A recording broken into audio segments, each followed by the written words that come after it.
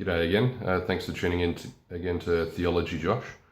First of all, I want to apologise for my the cold that you see before you. Yeah, it's affecting my voice a little bit and making it a little bit more difficult than usual to talk. Well, I thought I'd just discuss a little bit today something else about Pentecostal theology, just briefly, and that's how it treats experience as a central factor in theology.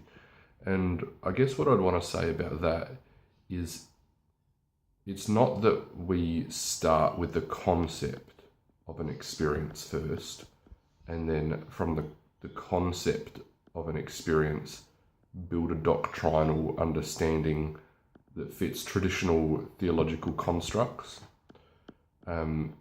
Instead, we don't start with the concept of the experience, we start with experience itself.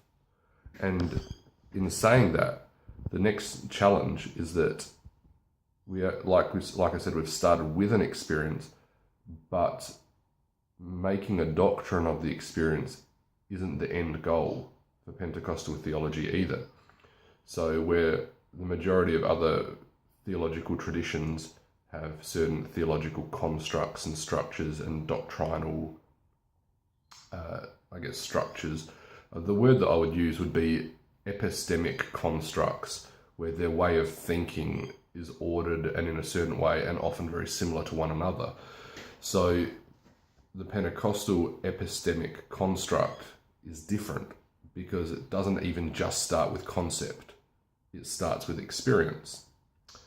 And that also is the challenge because the doctrine, which may be the end goal for some other theological traditions, isn't the goal for Pentecostal theology.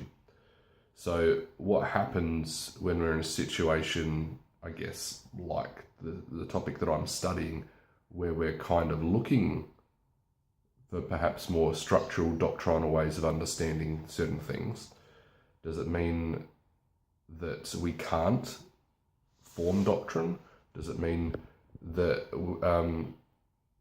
that our theology resists certain understandings because we are trying to form something theological from a starting point of an experience? So what I thought I'd do is I'd pass it over to you, the viewer, and see what you think about this. It's one thing to say, oh, we can't start with experience. And you know what? Many people that have come from the non-Pentecostal tradition will probably resist the concept of experience being important. And the way that that's usually dealt with is people say, well, that's subjective.